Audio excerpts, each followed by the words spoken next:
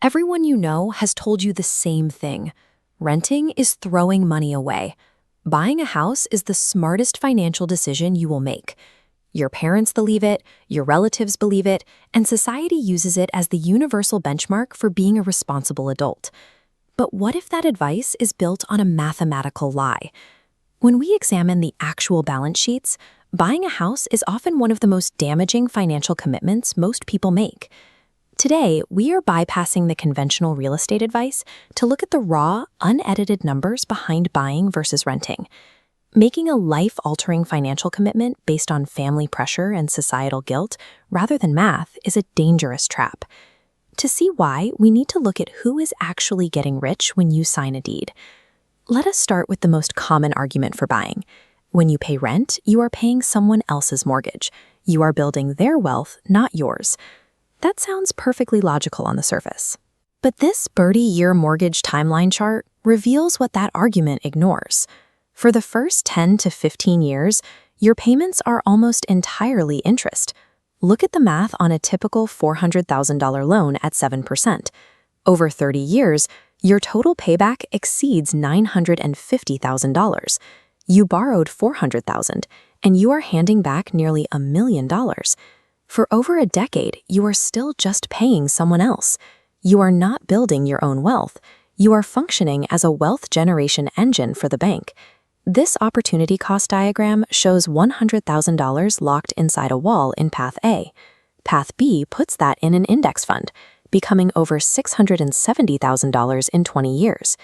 Meanwhile, Path A's house sheds $25,000 in closing costs and bleeds 2% annually in maintenance and taxes. Renters also hold a massive invisible asset, flexibility. If your job moves or a neighborhood declines, a renter can leave in 30 days. A homeowner is stuck. The true cost of homeownership is a dual penalty. It is the visible money you bleed out through maintenance and taxes, combined with the invisible millions you lose by sacrificing flexibility and missed investment compounding. There is an alternative strategy that completely sidesteps these traps. It is called rent and invest. Instead of locking up a massive down payment and taking on a $3,300 monthly mortgage, you rent a similar home for $2,000 a month. This frees up $1,300 in monthly cash flow. The critical mechanism required here is discipline. You must take that exact $1,300 difference and ruthlessly redirect it into index funds every single month. This comparative bar chart shows the 20-year final showdown. The renter's monthly investment grows to roughly $990,000 in liquid wealth.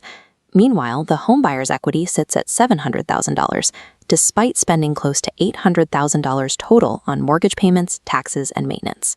When executed strictly, renting and consistently investing the difference mathematically outperforms the traditional path of buying a home. To be clear, buying a house is not always the wrong move. If you plan to stay in the same city for at least 10 years, if you are in a market experiencing hypergrowth, or if your local mortgage payment is close to your rent, buying makes mathematical sense. There is also an unquantifiable psychological factor. Owning a home provides a sense of absolute stability and security that renting cannot replicate for many people. The singular reason the rent and invest strategy fails for the average person is human behavior. Most people lack the discipline to actually invest the monthly difference, choosing instead to spend it on lifestyle upgrades. A 30-year mortgage acts as an inescapable forced savings account. You pay it or you lose the house. A brokerage account relies entirely on your own willpower. Stop making this decision based on social pressure. Do not buy a house because your family is asking when you will settle down, and do not avoid renting because society labels it a failure. Run the math for your specific market. Compare the exact mortgage costs to the rent, and calculate what happens if you invest the difference. There is no universal right answer to housing.